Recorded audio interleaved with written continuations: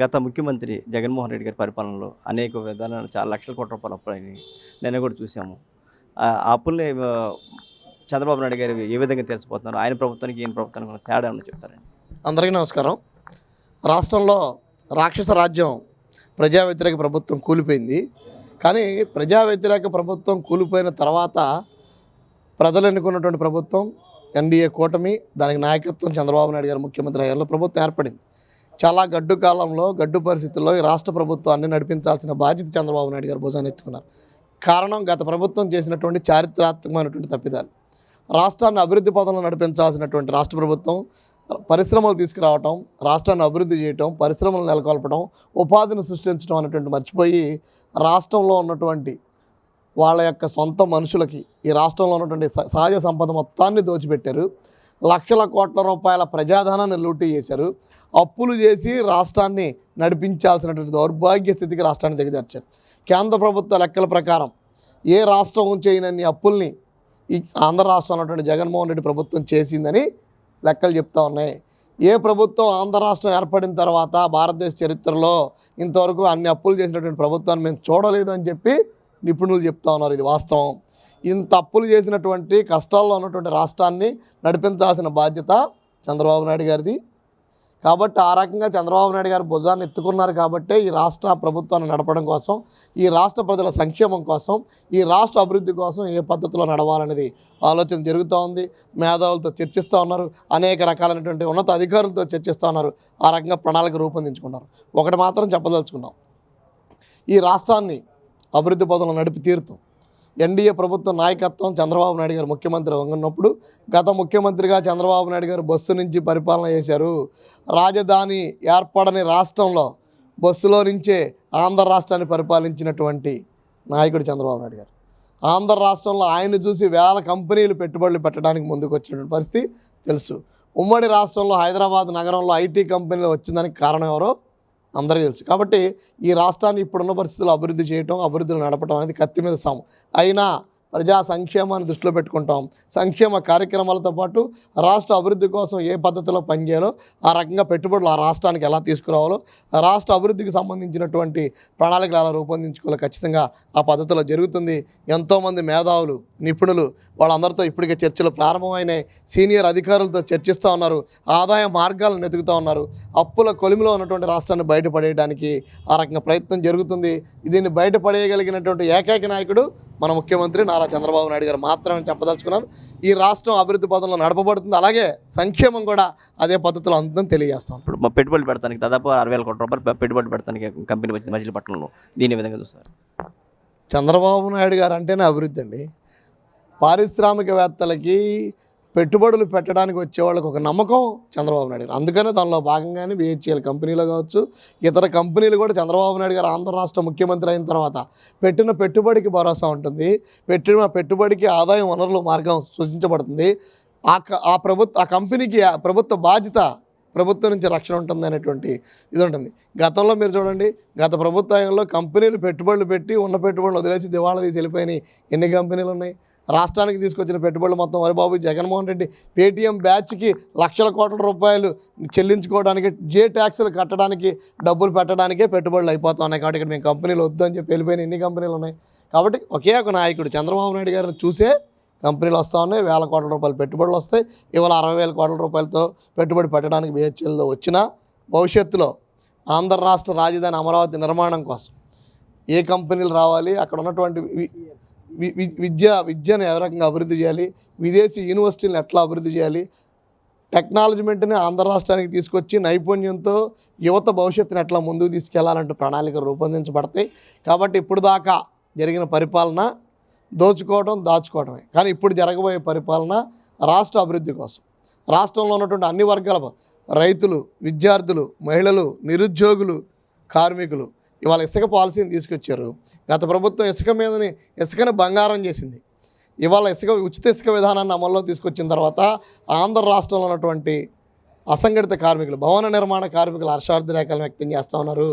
ఉచిత ఇసుక తీసుకొచ్చిన తర్వాత మీరు కన్స్ట్రక్షన్ ఫీల్డ్ ఎప్పుడైతే డెవలప్ అవుతుందో, బలపడుతుందో అన్ని వర్గాల ప్రజలకి అభివృద్ధి ఉంటుంది. పెట్టుబడులు వస్తాయి, పరిశ్రమలు వస్తాయి, ఆ రకంగా కన్స్ట్రక్షన్ కంపెనీలు నిర్మాణాలు చేపడతాయి. గతంలో ఒక్క నిర్మాణం అన్న కొత్త నిర్మాణం అమరావతిలో జరగకపోవడానికి కారణం ఏంటంటే ఇసుక అంతా బంగారాన్ని చేశాడు. కాబట్టి చంద్రబాబు నాయుడు గారు ఏదైతే హామీ ఇచ్చామో ఉచిత ఇసుక విధానాన్ని అమలు చేస్తారు. అట్లాగే నిరుద్యోగ సమస్య పరిష్కారానికి డిఎస్సి నోటిఫికేషన్ 15,000 పోస్టులతో నోటిఫికేషన్ వేశారు. రాబోయే కాలంలో ఇంకా డిఎస్సి ద్వారా నియామకాలు చేపట్టాల్సి ఉంది. ప్రభుత్వ శాఖల్లో వివిధ శాఖల్లో ఖాళీలు ఎక్కడున్నాయో ఆ ఖాళీలని భర్తీ చేయడం కోసం ఇప్పటికే ప్రణాళిక రూపొందించారు. విభాగాల్లో ఖాళీలు ఉన్నాయి, రూపొందించబడతా ఉన్నాయి. అంతేకాదు రైతులకి ఈ ప్రభుత్వం రైతులకు ఎటువంటి న్యాయం చేయాలి, ఎటువంటి పద్ధతిలో వ్యవసాయాన్ని కొత్త పంతులు తొక్కించాలి, గతంలో నష్టపోయినటువంటి రైతులు, ఈ ప్రభుత్వం నిర్లక్ష్యం చేసినటువంటి రైతులు ఎవరైతే ఉన్నారో వాళ్ళందరికీ భవిష్యత్తులో ఏ రకమైనటువంటి ప్రణాళికల ద్వారా రైతాంగాన్ని వ్యవసాయాన్ని అభివృద్ధి చేయడం, రైతులను ఆదుకోవడం, గిట్టుబాటు ధర కల్పించడం అనే దాని మీద ఒక కమిటీ వేయబోతూ ఉన్నారు. ఇంతేకాదు హోమ్ మినిస్టర్ గారు ఈ రాష్ట్రంలో ఎక్కడైతే మహిళలకు అన్యాయం జరుగుతుందో, మహిళలు ఎక్కడైతే లైంగిక వేధింపులకు గురవుతున్నారో, ఎక్కడైతే అత్యాచారాలు జరిగి కేసులు వెలుగులోకి రాలేదో వాటన్నిటిని వెలుగులోకి తీసుకొస్తాం, ఎవరైతే దోషులు ముద్దాయిలు ఎవరైతే ఉన్నారో వాళ్ళందరికీ శిక్ష వేస్తామని బహిరంగ ప్రకటించారు. ఆ రకంగా సోషల్ మీడియా ద్వారా రకరకాలైనటువంటి మీడియాల ద్వారా మహిళల్ని వేధిస్తున్న వాళ్ళందరి మీద కూడా కొరడా జులిపించేటటువంటి చర్యలు ప్రారంభమయ్యాయి. కాబట్టి మా ప్రభుత్వం చేతల ప్రభుత్వం, మాటల ప్రభుత్వం కాదు. ఇప్పుడు మొన్న జగన్మోహన్ రెడ్డి గారు మాట అన్నారు. ఏమన్నారంటే రెడ్ బుక్ పేరు మీద మా మీద దాడులు జరుగుతుంది. దీన్ని రెడ్ బుక్ ఖచ్చితంగా రెడ్ బుక్ ఎవరు ఎందుకు రాశారు? రెడ్ బుక్ 100 కోట్ల రూపాయలు ఇసుక మాఫియా చేసినటువంటి నాయకుల పేర్లు ఉన్నాయి. ప్రజల ఆస్తులను కొల్లగొట్టి ప్రజల ఆస్తులను దోచుకున్నటువంటి నాయకుల పేర్లు ఉన్నాయి. ప్రభుత్వ ఆస్తులను సొంత ఆస్తుల కింద పేర్లు రాయించుకుని అవలంబిస్తున్నటువంటి పెద్దిరెడ్డి రామచంద్రారెడ్డి గారు కావచ్చు, లేదంటే కొడాలి నాని కావచ్చు, లేదంటే అనిల్ కుమార్ యాదవ్ కావచ్చు, ఇంకా చాలామంది నాయకుల పేర్లు రెడ్ బుక్లు. వాళ్ళందరూ ఎవరు?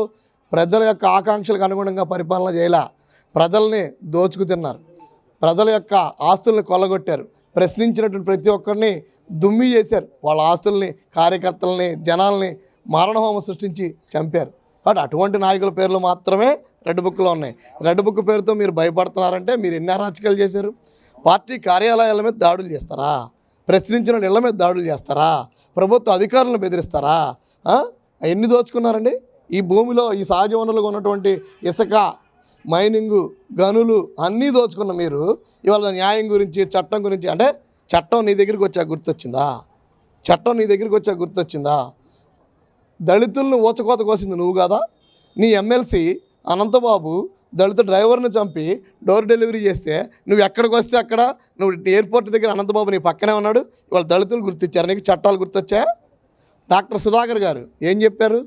అయ్యా ఈ హాస్పిటల్లో మాస్కులు లేవు, మందులు లేవు, ఇబ్బంది పడుతూ ఉన్నారు, ప్రాణాలు పోతూ ఉన్నాయి, కాపాడని అని గొంతెత్తి అడిగితే పిచ్చివాడని ముద్రేసి నడి రోడ్డు మీద చొక్కా ఇప్పి చంపి ఆయన అంతా ఆత్మహత్య చేసుకునేటట్టు, లేదంటే అనారోగ్యం చచ్చిపడి సృష్టించింది మీరు కాదా?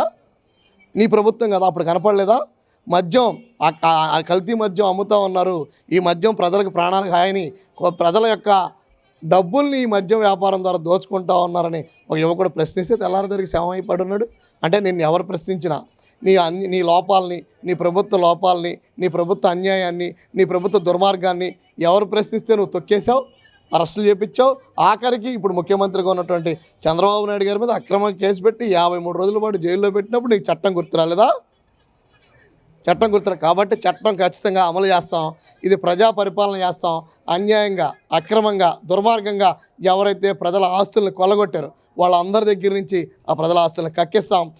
ప్రభుత్వం, ప్రజల కోసం పనిచేసే ప్రభుత్వం, చంద్రబాబు గారి నాయకత్వంలో ప్రభుత్వాన్ని తెలియజేస్తూ ఈ ప్రజలందరికీ ఒకటే విజ్ఞప్తి, మీ ఏ నమ్మకంతో అయితే, ఏ ఆకాంక్షలతో అయితే, ఏ ఆశలతో అయితే ఈ ప్రభుత్వాన్ని ఎన్నుకున్నారు ఆ రకమైనటువంటి పరిపాలన ఇవ్వడం కోసం, ఆ రకమైనటువంటి ఫలితాలను సాధించే వరకు ఈ ప్రభుత్వం అహర్నిశలు పనిచేస్తుంది.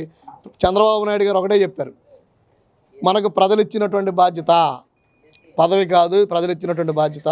కాబట్టి ఆ బాధ్యత మరింత పెరిగింది. ప్రతి ఒక్క ఎమ్మెల్యే, ప్రతి ఒక్క ప్రజాప్రతినిధి ఒళ్ళు దగ్గర పెట్టుకొని ప్రజల కోసం పనిచేయాలి అని ఏదైతే చెప్పారో మా నాయకుడు, ఆ నాయకుడి యొక్క ఆదేశాల ప్రకారం, ఆ ప్రభుత్వం యొక్క ఆదేశాల ప్రకారం ప్రతి ఒక్కరు పనిచేస్తారు. గతంలో అడ్డదిడ్డంగా గత ప్రభుత్వానికి అనుకూలంగా పనిచేసిన ప్రభుత్వ అధికారులందరికీ చంద్రబాబు నాయుడు గారు హెచ్చరించారు. వాళ్ళందరికీ ఏం చెప్పాలో చెప్తాను. అట్లాగే ప్రజలు కూడా ఈ ప్రభుత్వం చేసేటటువంటి ఒక్క సంతకంతో 4,000 రూపాయలు పెన్షన్ చేసి 3 నెలలు అదనంగా జోడించి ప్రతి ఇంటికి అందించినటువంటి ప్రభుత్వం. ఈ 4.5 సంవత్సరాల్లో ఏం చేశావు నువ్వు జగన్మోహన్ రెడ్డి? కాబట్టి సంక్షేమం, మాటల్లో చెప్పడం కాదు, ఆచరణలోకి తీసుకొచ్చినటువంటి ప్రభుత్వం. ఈ 4 రోజుల పరిపాలనలోనే ప్రజల యొక్క సంక్షేమాన్ని, ప్రజల యొక్క బాధ్యతను గుర్తెరిగినటువంటి ప్రభుత్వంగా చంద్రబాబు నాయుడు గారి నాయకత్వంలో ప్రభుత్వం పనిచేస్తుంది. ఆ దిశగా అడుగులేస్తుంది. ప్రజలు ఏ ఆకాంక్షలతో అయితే ప్రభుత్వాన్ని ఎన్నుకున్నారో దాన్ని నెరవేర్చి తీరుతామని తెలియజేస్తాం.